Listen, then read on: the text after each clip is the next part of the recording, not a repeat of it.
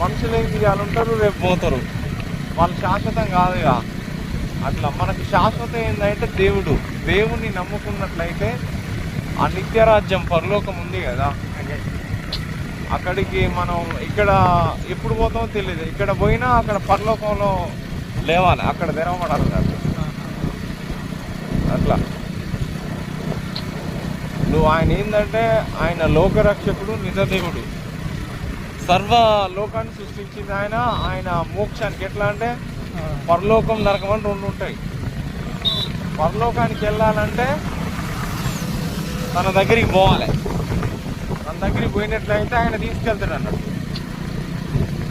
అర్థమైందా?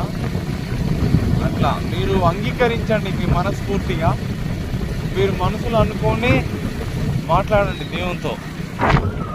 అర్థమైందా? మాట్లాడటం అంటే ఏంటిది?